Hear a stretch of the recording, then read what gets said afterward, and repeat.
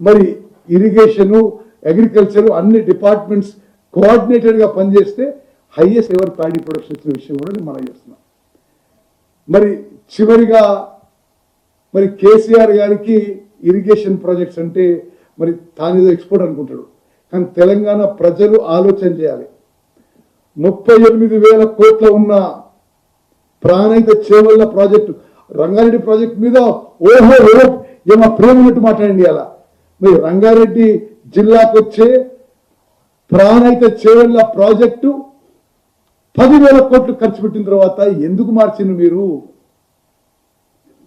ప్రాణహిత చేవల్ల ప్రాజెక్టుని పేరు మార్చి అంబేద్కర్ పేరు తీసేసి కాళేశ్వరం ప్రాజెక్ట్ అని చెప్పి మరి అది ఇప్పుడు 1,27,000 కోట్లుగా అయింది.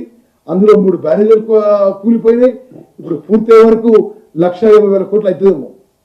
అంటే 38,000 కోట్ల ఉన్న అదే ఆయకట్టుకున్న నీళ్ళని మరి మీరు కట్టే ప్రాజెక్టుకి 4 ఇంతలు అవుతుంది.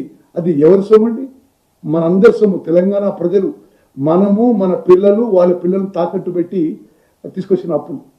అదేవిధంగా నేను ముందు చెప్పిన ఇందిరా సాగర్, రాజీవ్ సాగర్ 1,500 కోట్లతో పూర్తయ్యే పనులు 4 లక్షల ఎకరాల ఆయకట్టు వచ్చేదానికి మీరు మళ్ళీ ఎస్టిమేట్ వేసి, రివైజ్ ఎస్టిమేట్ వేసి, మళ్ళీ పనులు పూర్తి కాకుంటే మేము రివైజ్ ఎస్టిమేట్ చేసి అది ఇప్పుడు 18,000 కోట్లకు చేరింది. ఒట్టి సీతారాం సాగరే, మళ్ళీ సీతమ్మ సాగర్ ఇంకో 3,000 కోట్లు. అదేవిధంగా మరి పాలమూరు రంగారెడ్డి గురించి మీరు మాట్లాడుతున్నారు. ఏదో మీరు 90% చేసిన ఉంటున్నాడు. మీడియా మిత్రులారా మీరు గమనించాలి. సరే, ఆయన ఎవరు తెలియలేని ఆయనంతా తెలియకలు రాకపోయిండొచ్చు. బట్ తెలంగాణ పట్ల చిత్తశుద్ధి, సిన్సియారిటీ, కమిట్మెంట్ ఉందని చెప్పి మనం చేస్తున్నాం. మరి వాళ్ళు దద్దమ్మలు, వీళ్ళు తెలియలేని వాళ్ళు అంటున్నాడు. మరి ఎవరు దద్దమ్మలు, ఎవరు తెలియని వాళ్ళు ఆయనే తెలంగాణ ప్రజలే డిసైడ్ చేయాలి. పాలమూరు రంగారెడ్డి ప్రాజెక్టుకి డిస్ట్రిబ్యూటరీ కాలువలకి 10 ఏళ్లలో ₹1 ఖర్చు పెట్టలే. ఒక్క తట్టెడు మట్టి ఎత్తలేదు.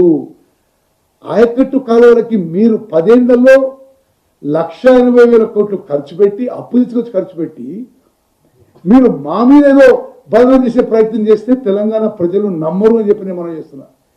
మీడియా మిత్రులారా మీరు దయచేసి ఈ విషయం గమనించాలి. పాలమూరు రంగారెడ్డి ప్రాజెక్టులో డిస్ట్రిబ్యూటరీ కాలువలకి, ఆయకట్టు కాలువలకి, అదేవిధంగా సీతారామ ప్రాజెక్టుకి డిస్ట్రిబ్యూటరీ కాలువలకి, ఆయకట్టు కాలువలకి 1 అంగుళం ముందుకు పోలే, తట్టెడు మట్టి ఎట్టలే. మెయిన్ ట్రంక్ లైన్ చేసిండ్రు. ఇంకో ముఖ్యమైన విషయం చెప్పాలి మీకు. అసలు మేమేదో